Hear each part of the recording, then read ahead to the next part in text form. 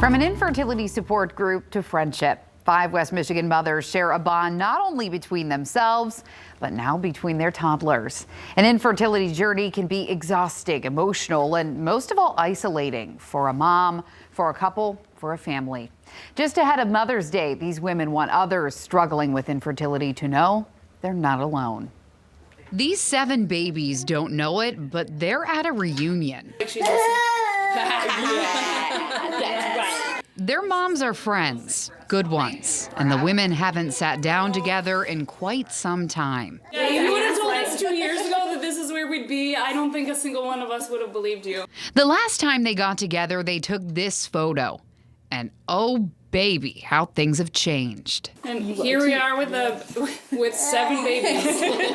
And it just feels so surreal. They met at the fertility center in Grand Rapids as in vitro fertilization patients, their bond beginning at a weekly support group. Lauren was like, I just need people to talk to. Can I have somebody's phone number? And then we all connected that way.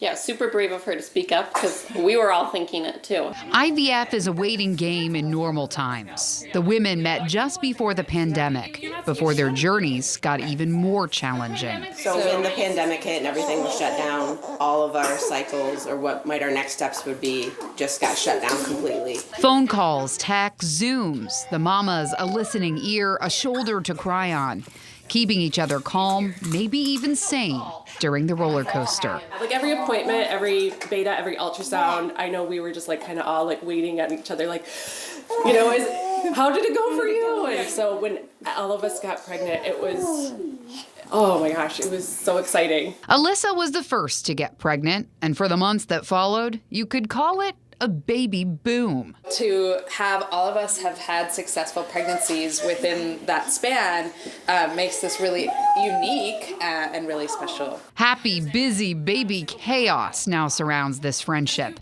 Elsa, Jude, twins Lucy and Millie, Delaney and twins Lucy and Penny make their mama's whole world. But the women are all too acutely aware not every infertility journey ends this joyfully.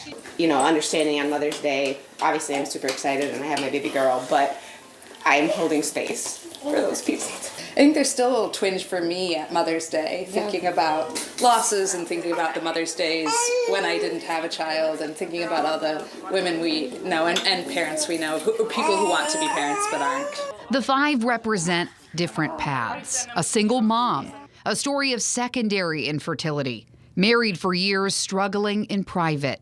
There's another thing these babies don't know yet.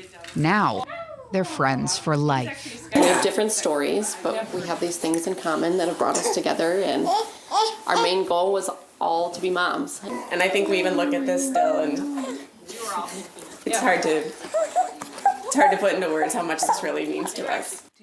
Yes. So we're all wearing rainbows. So this story was especially special for me to cover. These are my parents. They had an infertility journey as well for a decade or more. They tried to have a family, and there's me. There she is. And I'm just like those 7 babies we just talked about. I'm an in vitro baby as well. Something I'm proud of. Something I recognize that my parents went through, and so I just want to tell my mom and my dad I love you so much, and makes you so extra special. Yes, thank you, and thanks for sharing the story because it does I think give plenty of women hope, and it's a story of friendship, of motherhood, and they're not timing. alone. They're not alone. And it's much more common than any of us think. Absolutely.